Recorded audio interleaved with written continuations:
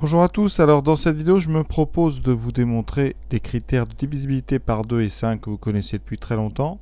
Alors de deux façons, en utilisant d'abord la division euclidienne et ensuite l'écriture décimale, pour vous apprendre un petit peu justement à gérer cette écriture qui sert dans beaucoup d'exercices et qui sert aussi à démontrer beaucoup de propriétés. Donc je vais vous démontrer que si un nombre est divisible par 2, alors le champ chiffre des unités est divisible par 2 et la réciproque est vraie. C'est pour ça que la propriété est une si et seulement si, c'est une équivalence. Donc un nombre est divisible par 2 si et seulement si son chiffre des unités est divisible par 2.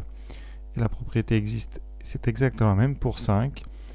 Un nombre est divisible par 5 si et seulement si son dernier chiffre est soit un 0, soit un 5, c'est-à-dire qu'il est divisible par 5. Donc on est parti.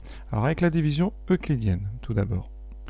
Alors, on prend donc un nombre grand N entier, donc soit N appartenant à grand N. Et on va diviser N par 10. Donc, théorème, c'est la division euclidienne. Donc, il existe Q et R, deux entiers, tels que A. Alors ici, ça ne sera pas A, ça sera grand N. Grand N est égal à 10 fois Q plus R. Et on sait bien, que R est entre donc 0 et 10. Donc c'est un nombre entier naturel de 0 jusqu'à 9. Donc vous avez 10 possibilités. Alors R, vous le connaissez, c'est tout simplement ce qu'on appelle le chiffre des unités. Donc on va plutôt l'appeler U. D'accord. Et D, c'est le nombre de Q, c'est le nombre de dizaines. D'accord. On l'appellera donc D. Donc maintenant on va écrire, donc on écrit grand N égale 10 fois D plus U. Voilà. C'est-à-dire que maintenant, dès que vous aurez besoin de ce genre de choses, vous pouvez un petit peu comme ça décomposer un nombre en 10 fois un entier plus U avec U entre 0 et 10. C'est une division euclidienne, sans le savoir, que vous avez fait. Et on va utiliser ça pour démontrer cette propriété sur la divisibilité par 2 et par 5. Alors, on est parti. Donc, on part de n divisible par 2. Ça équivaut, on le sait, c'est une propriété, une définition de la congruence. Ça veut dire que n est égal à 0 modulo 2. Conséquence, ça veut dire que 10d plus u est congru à 0, à 2, et à 0, pardon, modulo 2. Voilà. Et comme, on a 10 qui vaut 0 modulo 2, on va utiliser un petit peu les propriétés qu'on a vues dans le cours sur les congruences pour avancer un petit peu plus loin. Voilà. Donc ça équivaut à u est congru à 0 modulo 2. Vous voyez bien, on peut bien aller de gauche à droite facilement, et on peut bien aller ici de droite à gauche tranquillement. Donc on a bien des équivalences. Conséquence, qu'est-ce qu'on a dit? N est divisible par 2, ça équivaut à U égale 0 modulo 2.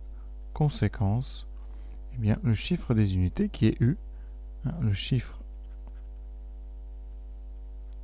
des unités est divisible par 2. Alors, pour la divisibilité par 5, c'est exactement la même chose en remplaçant ici le 2 par un 5. Donc, je vais juste remplacer en rouge. Voilà, donc vous mettez par 5. Ici, vous changez le modulo. Voilà. Alors, n égale 0 modulo 5. Ça équivaut bien à 10d plus u égale 0 modulo 5. Là, il n'y a rien à dire. Et comme 0 est égal à 10, modulo 5, plutôt 10 égale 0 modulo 5, vous pouvez avoir l'équivalence avec u égale 0 modulo 5. Donc c'est exactement la même démonstration.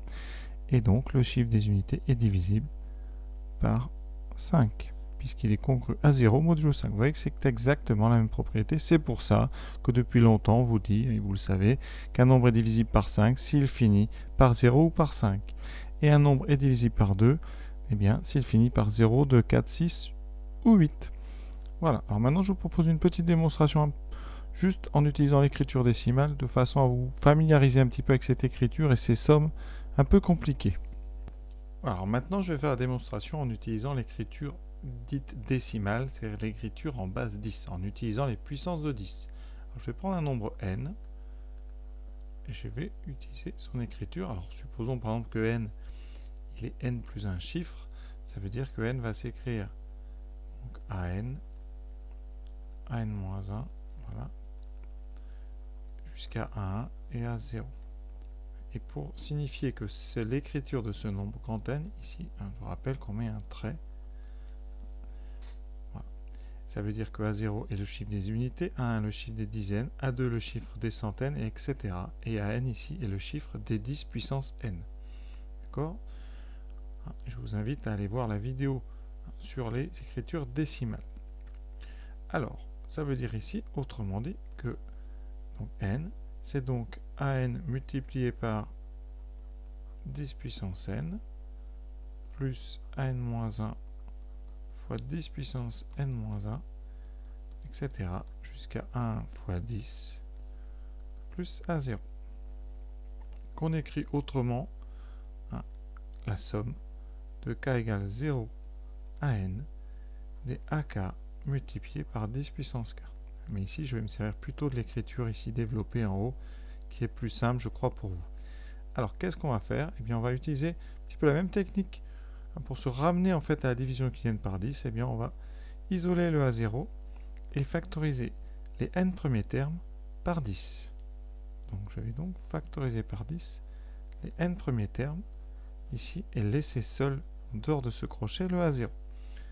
Je peux factoriser tous les termes par 10 puisqu'ici à chaque fois la puissance de 10 est supérieure ou égale à 1.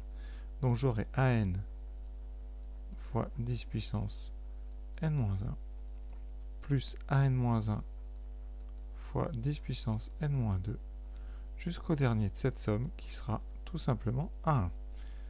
Dans les crochets, qu'est-ce que j'ai? Eh bien j'ai bien un entier naturel ici. Ensuite j'ai ici le nombre 10 qui est divisible par 2 et par 5, et ici j'ai mon A0 qui est tout simplement ici le chiffre des unités. Voilà, alors si vous reconnaissez, eh bien ici on a en fait tout simplement la division euclidienne de notre nombre par 10.